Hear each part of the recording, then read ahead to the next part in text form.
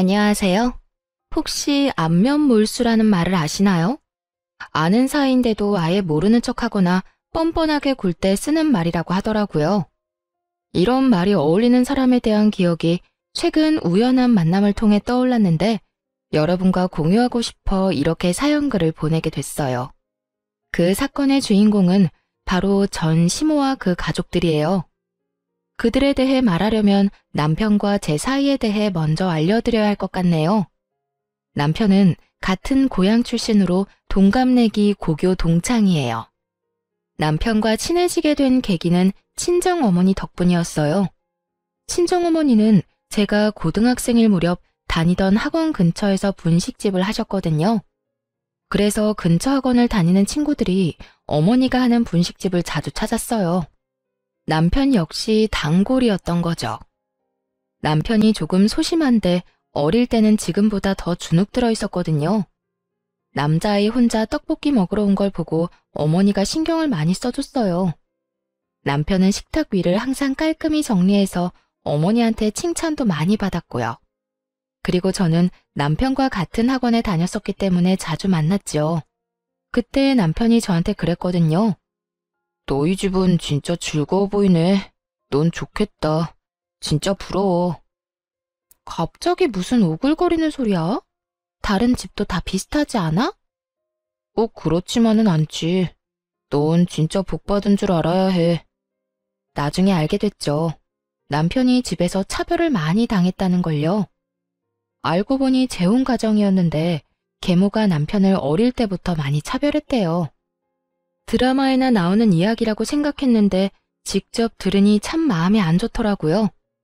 계모의 아들인 남동생은 새 것만 들고 다니는데 남편은 늘 같은 걸 들고 다녔고요.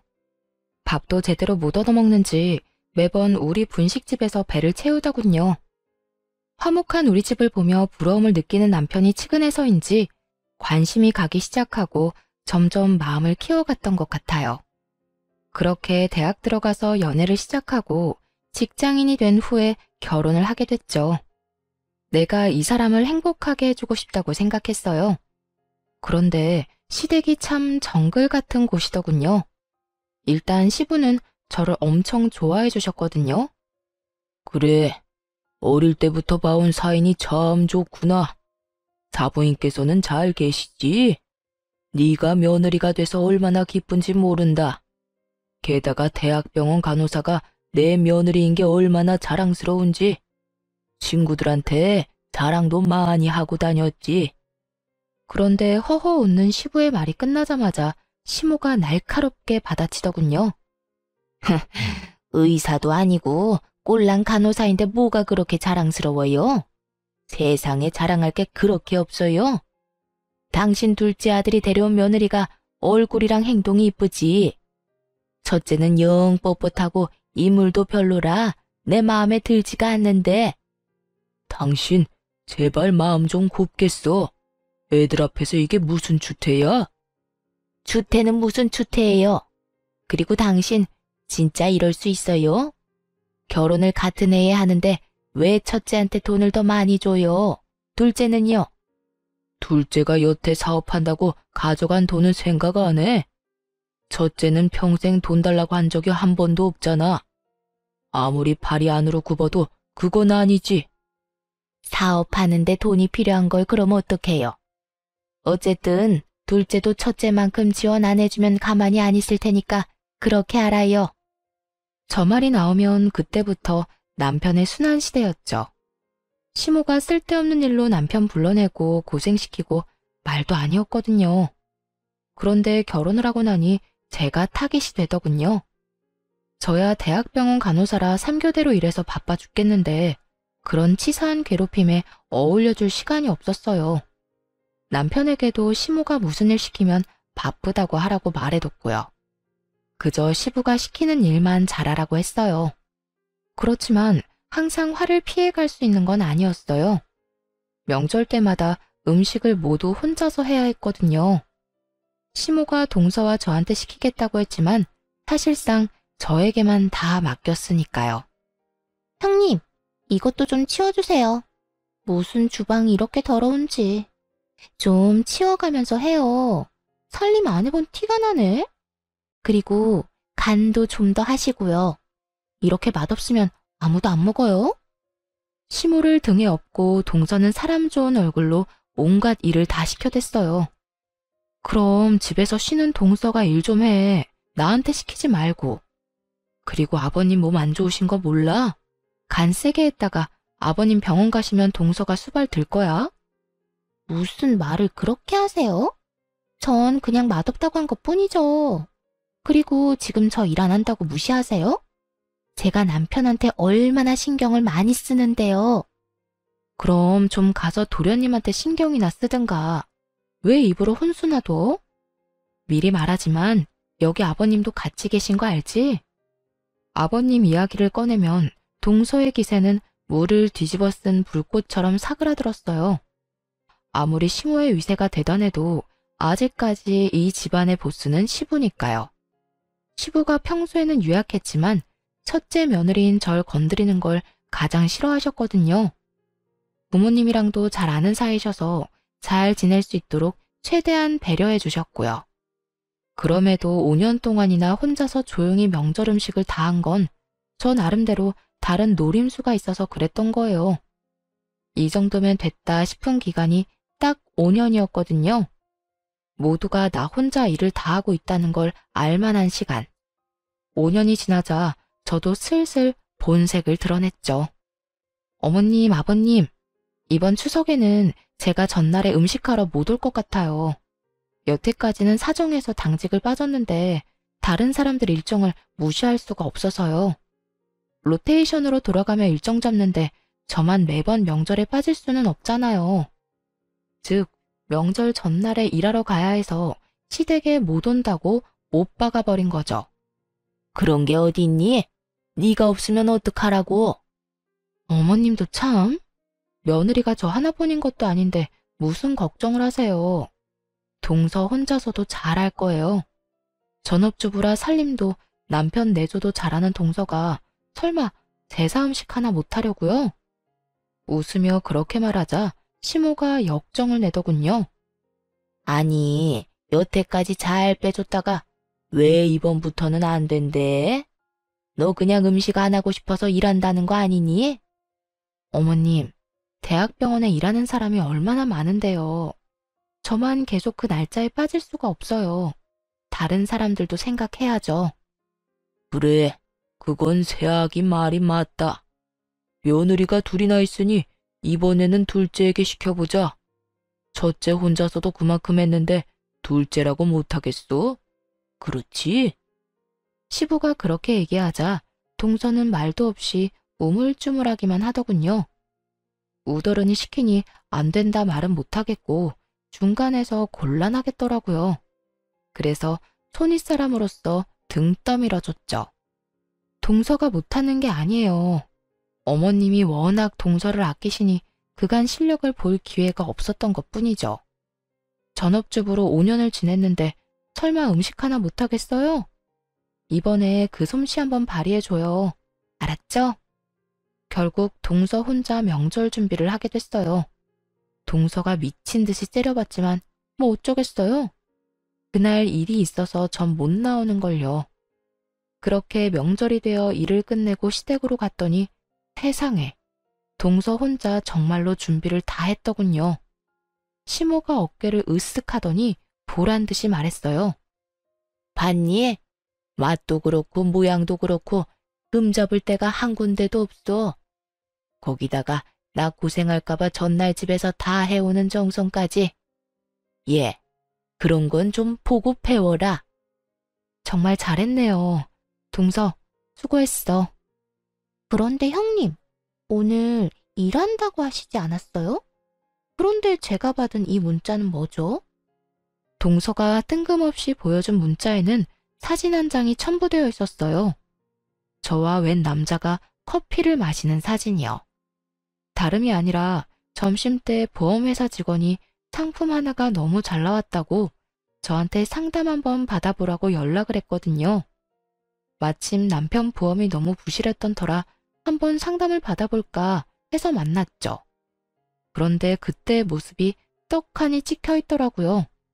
제 뒷조사라도 한 모양이었어요. 솔직히 깜짝 놀랐어요. 일하기 싫다고는 해도 이런 짓까지 하다니. 동서는 바쁘지도 않았어? 어떻게 음식 준비하면서 이런 사진까지 다 찍었대? 말 돌리지 말고 이야기나 해주세요. 오늘 일하신 거 맞아요? 그러자 옆에 계시던 시고모님이 대답을 빼앗아 갔어요. 질부, 오늘 병원 출근한 거 맞다? 내가 오전에 질부 병원에 병문안을 가고 오후에는 진료를 보러 갔거든. 그때 다 있었어. 이 사진은 점심시간에 찍힌 것 같은데? 점심 밖에서 먹었니? 네, 보험회사 직원이에요. 저는 딱히 필요가 없는데 남편 보험이 부실하더라고요. 실손보험 외에 다른 보험은 하나도 없어서 잘 됐다 싶어서 만난 거였고요. 그런데 동서는 어디서 이런 문자를 받았어? 남편이 근처 지나다가 형님을 봤다고 해서 찍은 거예요. 아니면 됐어요. 식사나 하세요.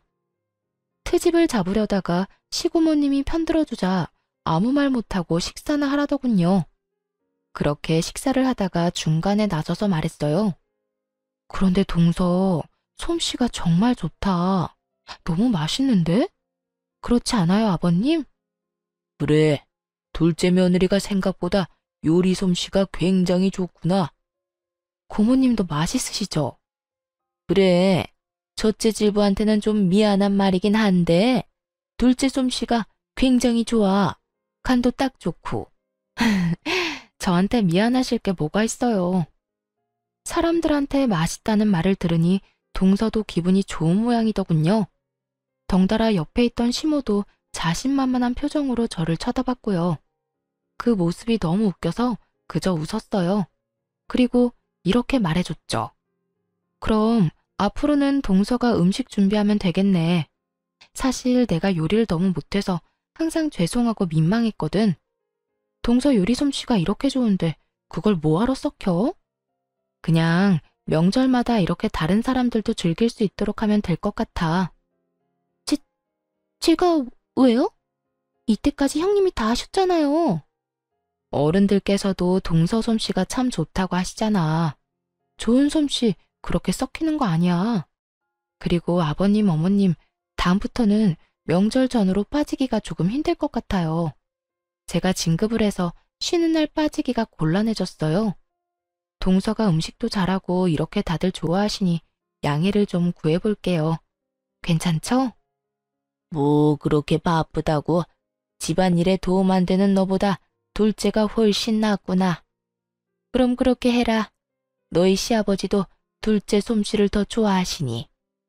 시부에게 이참에 잘 보일 생각이었는지 시모가 웬일로 허락을 하더군요.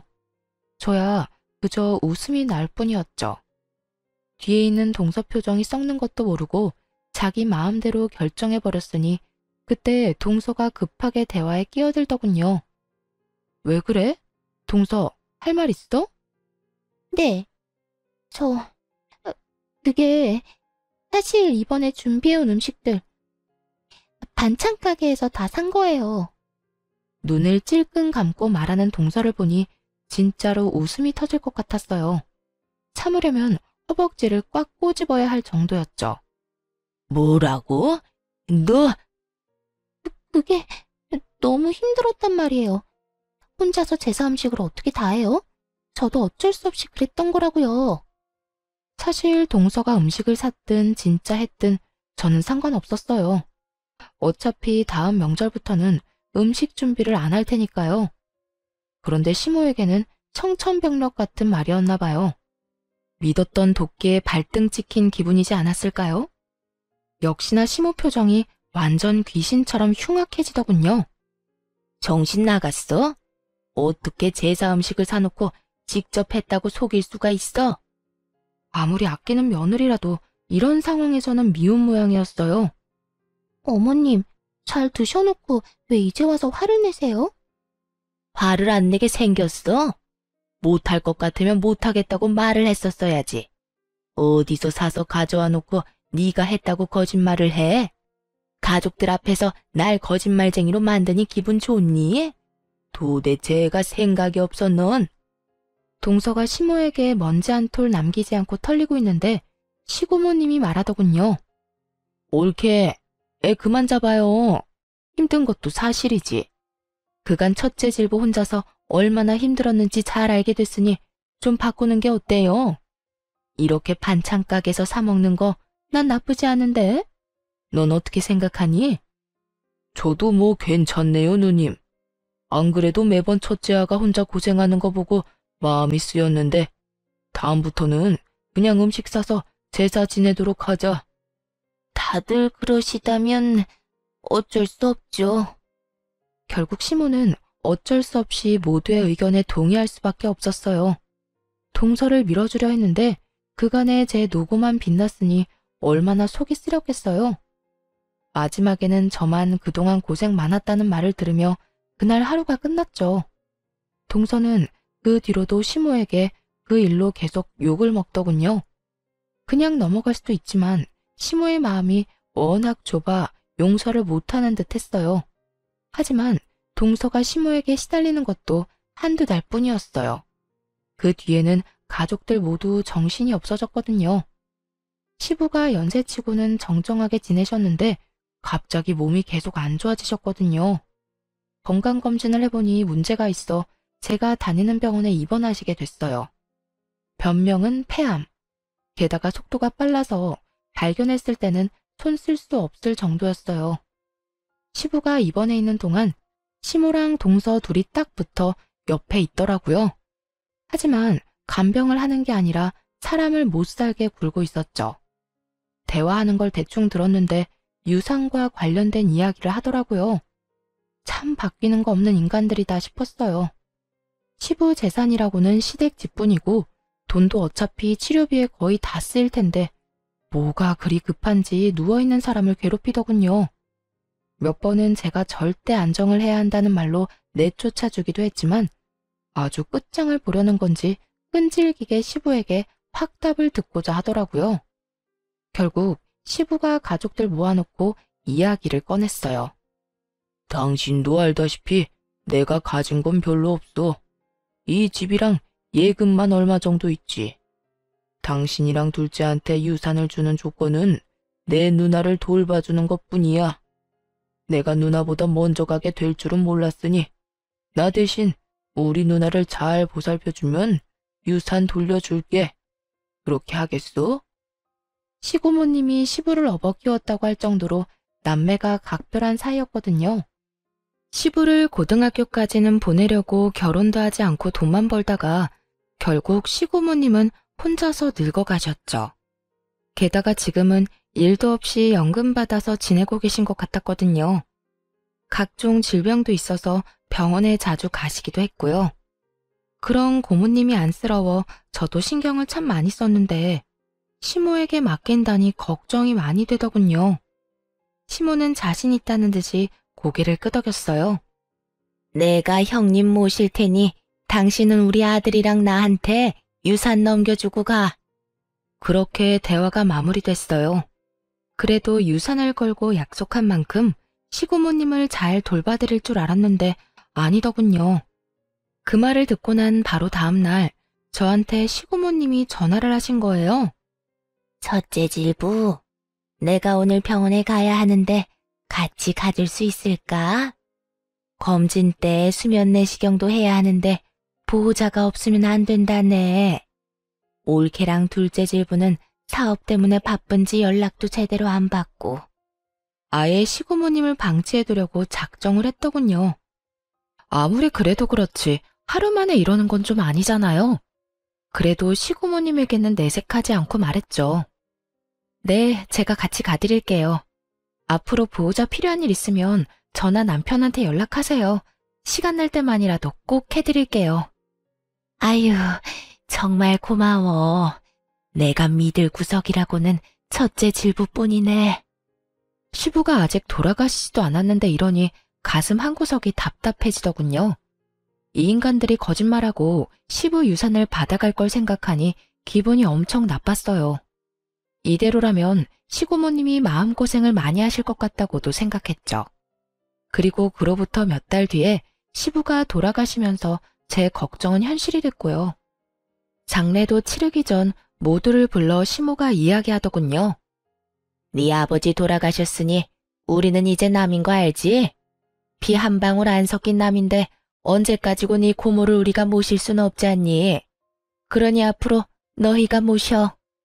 어머님이랑 서방님, 동서가 고모님 모시는 대신 유산 받기로 한 거 아닌가요? 그런데 갑자기 이런 말씀을 하시다니요. 유산? 유산이라고는 한 푼도 없는데 어쩌니? 내 남편이 여태껏 자식 돌봐줘서 고맙다고 나한테 그 집 주고 갔어. 이미 그 집은 내 집이었다고. 그러니까 유산은 한 푼도 없는 거고. 이런 상황에서 내가 왜 너희 고모를 모시니? 나랑 우리 아들이 너희 고모랑 피가 섞였어 뭐가 있어? 어머니, 지금 아버지가 돌아가시기도 전에 명의를 변경했단 이야기예요? 어떻게 그러실 수 있어요? 아버지가 동의하신 거 아니죠? 남편이 느낀 배신감은 상상 이상이었을 거예요. 설마 시부가 죽기 전에 저런 짓을 해놨을 줄 몰랐을 테니까요. 어머, 얘 좀 봐. 그 사람이 동의를 안 하면 내가 어떻게 그 집을 내 걸로 만들어. 그리고 네 아버지 장례는 알아서 치러라. 내가 늙은 영감 죽을 때까지 수발 들어줬는데 이 정도는 너희가 알아서 해야 하는 거 아니니? 수발을 든 게 아니라 아버지 닥달해서 재산 다 빼돌리려고 한 거겠죠. 저희도 이대로는 그냥 못 넘어갑니다. 못 넘어가면 뭐 어쩔 건데. 미련하긴. 그러게 잘 좀 하지 그랬어. 그랬으면 그 영감이 뭐라도 더 챙겨주고 떠났을 텐데. 하나도 안 남긴 거 보면 네 아버지가 널 어떻게 생각했는지 알겠다. 그리고 앞으로 뭐 하든 우리 찾지 마라. 이제 남남이야 남남. 장례식이 끝나기도 전에 선을 긋는 시모와 서방님네를 보며 정말 치를 떨었어요. 시부의 죽음에 충격받은 시고모님은 주저앉아 일어서지도 못하고 계셨죠. 얼른 다가가 시모와 다투는 남편을 대신해 시고모님을 부축해드렸어요. 경수, 가진 것도 없는 노인 모실 생각하니 어때요? 우리는 가족이 아니라 부양 의무가 없는데 어쩌나. 나중에 장례비가 더 나오긴 하겠지만 그래도 가족 좋다는 게 뭐예요? 좀 챙겨주시고 고생들 하세요. 조롱에 가까운 말에 순간 화가 확 치밀었지만 겨우겨우 참았어요. 어떻게 아픈 사람을 앞에 두고 저딴 말을 짓거리는지. 게다가 시부가 돌아가신 지 하루도 안 됐잖아요. 사업 자금이다 뭐다 돈도 많이 받아간 주제에 바로 생판 남처럼 구는 놈을 보니 너무 역겨워서 차라리 가족이 아닌 게 다행이다 싶을 정도였죠. 그렇게 저와 남편만 남아 시부의 장례를 치렀어요. 그런데 장례가 끝나고 나니 억울하다는 생각이 들었어요. 시부 재산을 이렇게 싹 다 뺏기는 건 진짜 아니잖아요. 그래서 소송을 준비했어요. 그 집이라도 가져오려고요. 그런데 상대방도 절대 그 집을 안 뺏기려고 발악하며 애를 쓰더군요. 소송한 지 얼마 안 돼서 시고모님이 저희를 찾아왔어요. 소송 취하하는 게 어떻겠니? 솔직히 그 이야기 듣는데 너무 원망스럽더라고요. 돈이 문제가 아니었어요. 남편에게는 아버지의 마지막이 걸린 문제였죠. 그것마저 뺏기면 시부와 남편은 시모에게 평생을 당하고만 산 것일 테니까요. 고모님, 그래도 그 집은 아버님 거예요. 원래라면 남편이 받아야 할 집이고요. 이대로면 아버님도 억울하실 거예요. 잘 알아. 그러니 취하하라는 거야. 내가 네 시아버지한테 부탁받은 게 있어서 그래. 뭔지는 잘 모르겠지만 돌아가신 시부에게 부탁받은 게 있다니 일단 소송을 취하하기로 했어요. 그러자 시모와 서방님이 찾아왔더군요. 그래, 잘 생각했다. 그러게 패할 소송을 왜 하니? 변호사가 딱 봐도 너희가 질 것 같다고 한 거니? 그래서 소송 취하한 거야? 이렇게까지 캐묻는 이유는 단순했어요. 자기들이 변호사에게 좋은 소식을 듣지 못한 거죠. 사실 법정 다툼으로 가면 불리해지는 건 그쪽이었거든요. 재혼 부부인데 혼인신고도 안 했고 유언도 없는데 증여로 유산을 받았다기엔 시부의 마지막 정신이 온전한지도 모르고 다툼을 해볼 여지가 충분한 비정상적인 증여였으니까요. 그런데 저희가 소송을 취해야 하니 무슨 꿍꿍이가 있다고 생각하고 온 것 같더라고요. 그때 시고모님이 나타나서 시모에게 물었어요. 올케 얘기 좀 들어봅시다. 우리 동생이랑 재혼할 때 혼인 신고했어요? 혼인 신고 안 했죠. 그럼 사실혼 관계인가요? 사실혼도 아니죠. 같이 살기만 했을 뿐. 결혼식도 안 했는데요. 그럼 우리 조카를 양자 입양 안 한 것도 맞아요? 혼인신고도 안 했는데 입양을 왜 해요? 그럼 올케 자식도 법적으로는 우리 동생 아들이 아니겠네요. 네, 우리 진짜 남이라니까요. 남. 그런데 이런 건 왜 꼬치꼬치 캐물어요? 저는 시고모님이 미리 말씀하신 대로 두 사람의 대화를 녹음 중이었어요.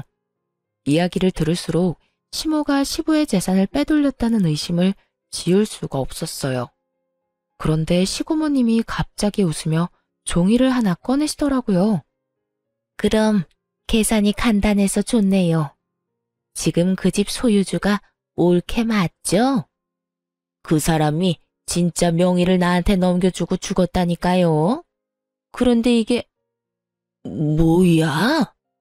시고모님이 건넨 서류를 슬쩍 훑던 시모가 깜짝 놀라 소리를 꽥 지르더군요. 내가 그 집 소유주한테 그 집을 담보로 돈을 빌려줬어요. 이건 그 차용증이고요. 그런데 돈을 갚지 않은 채 그 집이 그쪽으로 넘어갔으니 당신이 갚아야겠네요. 시부가 빌린 돈은 거의 1억에 가까운 금액이었어요.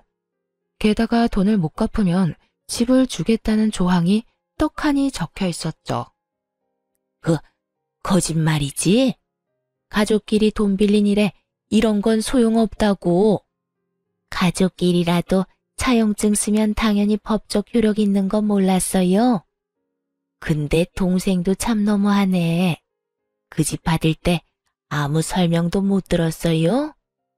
시모는 아무 말 못하고 손톱만 질근질근 물어뜯더군요. 딱 보니 시부 허락 없이 집을 가져간 티가 났어요. 완전히 얼굴이 파랗게 되어서 했던 말만 되풀이하더라니까요. 거짓말이야. 이럴 리 없어. 이거 가짜죠? 가짜니까 여기서 이러지. 이게 진짜였으면 소송할 때 이야기했으면 되잖아. 그렇게 의심되면 확인해 봐요. 그거 변호사 공증받은 거거든요. 그 말이 끝나기도 전에 시모가 서류를 쫙쫙 찢어버렸어요. 이런, 원본은 당연히 변호사가 가지고 있어요. 그러니까 사본은 얼마든지 찢어도 상관없어요. 평온한 시고모님 말투에 시모는 미쳐버리기 딱 일보 직전이더라고요. 왜냐면 시모가 가져간 그 집에는 이미 은행을 통한 담보대출도 잡혀 있었거든요. 상속받자마자 소송으로 뺏길 수도 있다고 생각해서 그런지 서방님이 이미 그 집을 담보로 대출을 신청했더군요. 이 집 담보대출 받아서 그만큼 돈 못 줘요. 그럼 올케가 1억을 나한테 줘야지. 아니면 대출 받은 사람이 주든가. 그러면서 시고모님이 바라보자 서방님이 고개를 대뜸 젓더군요. 안 돼요. 이미 사업자금으로 다 들어가서 뺄 수도 없어요. 너 모아둔 돈도 없니? 지금 그 집 뺏기면 엄마 살 곳도 없어. 내가 무슨 돈이 있어요. 넌 돈도 한 푼 없는 애가 무슨 사업을 하겠다고 난리야. 그리고 그 돈은 보관만 하기로 한 거잖아. 그런데 그걸 냅다 다 썼다고? 언제 망할지도 모를 사업에?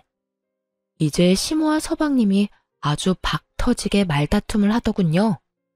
어쨌든 난 돈 없으니까 엄마가 알아서 해요. 엄마는 이런 것도 안 알아보고 도대체 뭐 한 거예요? 그렇게 아들이 못 준다고 버티는 통에 결국 시모는 집을 팔아서 마련해야 했어요. 그 차용증이 너무나 명확한 법적 증거가 돼서 목을 죄고 있었거든요. 집 담보대출 받은 금액이 빠지고 시고모님께 1억까지 주고 나니 남는 건 5천 정도 뿐이더군요. 시모가 시고모님께 돈 갚으러 왔을 때 저희 부부와 서방님 부부도 있었거든요. 그때 시모가 서방님과 동서에게 말하더군요. 이제 난 돈도 집도 없다. 1억 준 거나 마찬가지니 너희가 날 모시고 살아야 해. 어머님, 저희 집 좁아요. 그런데 어머님을 어떻게 모셔요? 그러지 마시고 5천으로 월세 집이라도 하나 계약하세요. 그럼 월세를 너희가 내줄 거니? 월세를 왜 저희가 내드려요? 요새 나이 들어도 다들 일하고 돈 벌어요. 어머님도 돈 벌어서 월세 내시면 되죠. 이 빵알년이 어디서 싸가지 없게 그런 소리를 짓거려? 내가 나이가 몇인데 지금 나가서 무슨 돈을 벌어? 그러려고 너희한테 돈 다 갖다 바친 줄 아니? 그리고 야, 아들, 넌 네 마누라가 졌단 소리 하는데 왜 이렇게 태연해? 부모가 자식한테 돈 주는 건 당연하잖아요. 그거 가지고 이런 식으로 구는 건 말이 안 되죠. 솔직히 와이프가 틀린 말 한 것도 없고 우리는 어머니 수발 못 두니까 알아서 사세요. 솔직함을 넘어선 아들의 말에 시모는 너무 열받았는지 욕을 하고 난리가 났어요.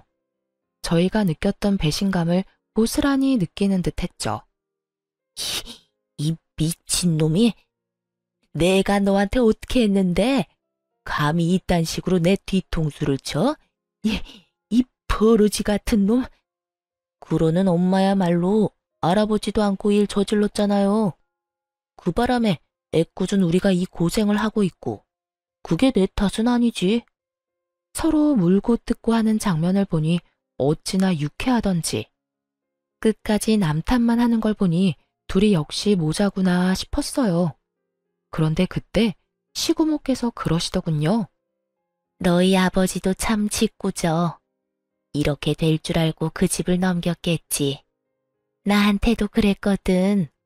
너희 엄마가 날 아예 신경도 안 쓰면 2차용증으로 혼내주라고. 그래도 한 몇 달간 돌보는 신용은 할 줄 알았는데 그러지도 않더라. 날 잘 돌보는 사람한테 유산 넘겨주라고 했는데 남남이란 쪽은 신경 꺼도 되겠지? 자, 이 1억은 너희 거야.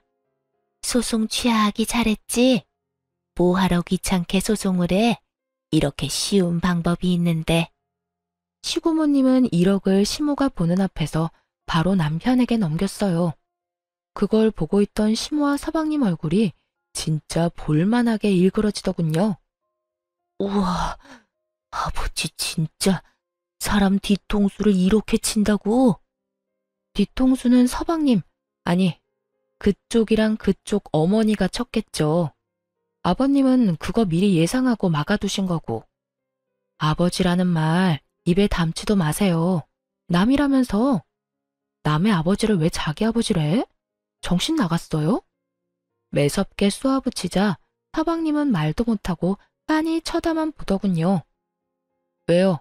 내가 틀린 말 했어요? 언제는 남남이라면서요. 아버지 아니라며.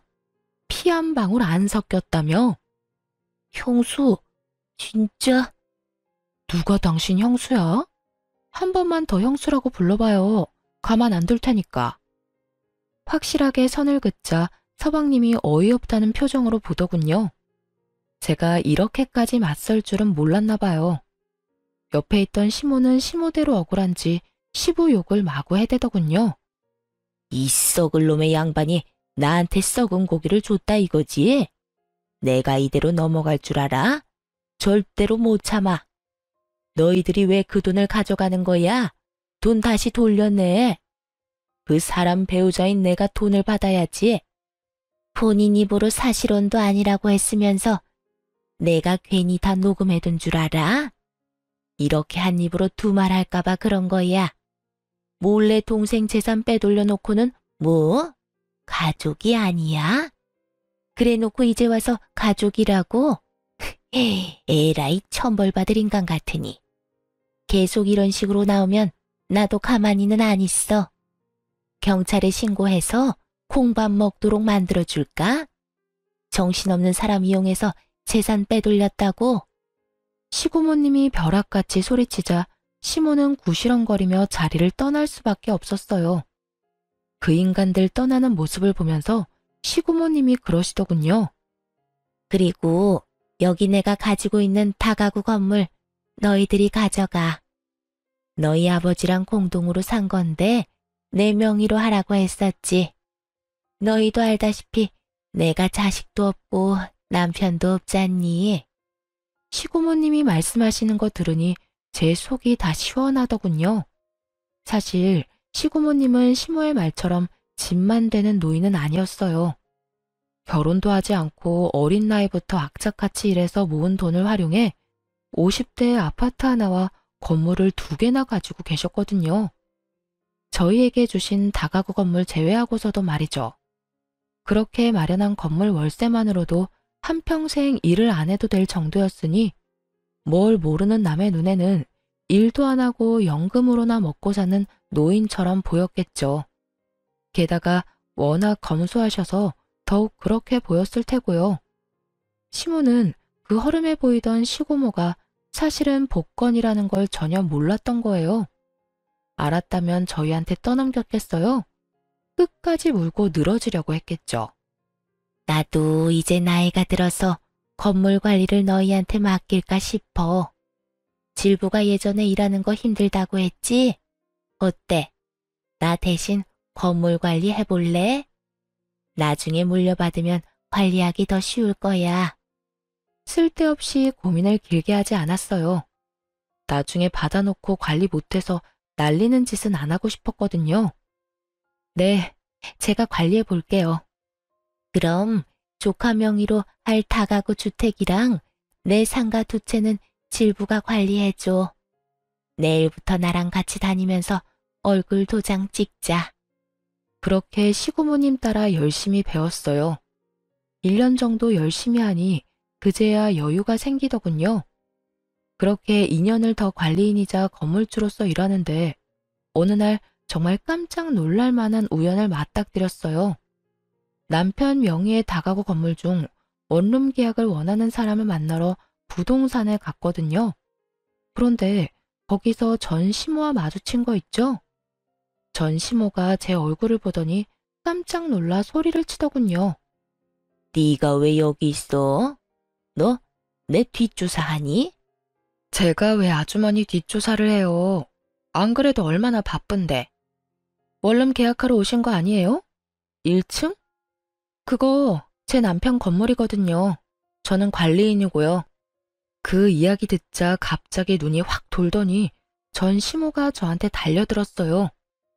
야, 너 바른 대로 말해. 이 건물 네 시아버지가 빼돌린 거지? 우리 모르게 건물 가지고 있었던 거지? 어쩐지 그 짠돌이 같은 영감이 너무 아무것도 없기는 했어. 이거 다 사기인 거 알아 몰라? 내가 소송해서 다 되돌려 놓을 거야. 소송이요? 아주머니가 무슨 자격으로 소송을 하세요? 잊으셨어요? 본인 입으로 제 시아버지랑 아무 관련 없다고 말씀하셨잖아요. 혼인신고도 안 했다. 사실혼도 아니다. 첫째를 양자 신청도 안 했고 아주머니 자식도 시아버지 자식 아니라면서요. 그런데 도대체 어떤 자격으로 소송을 한다는 말이세요? 제 말에 전 시모가 순간 말을 못 잇더군요. 그럴 수밖에요. 그때 시고모님 부탁으로 전부 다 확실하게 녹음해 놨으니까요. 원본이 아직도 저한테 있는데 소송한들 법원에서 받아줄 리도 없고요. 그래도 내가 저를 키운 정이 있는데 어떻게 그놈이 그럴 수가 있어? 이런 식으로 아버지 재산 빼돌려서 내 뒤통수를 치다니. 아이고, 억울해서 못 살겠네.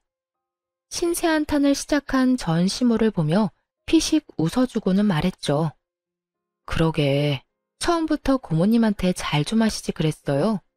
그 재산들 다 아버님이 고모님한테 맡겨두셨더라고요. 결과적으로는 저희가 좋게 됐죠.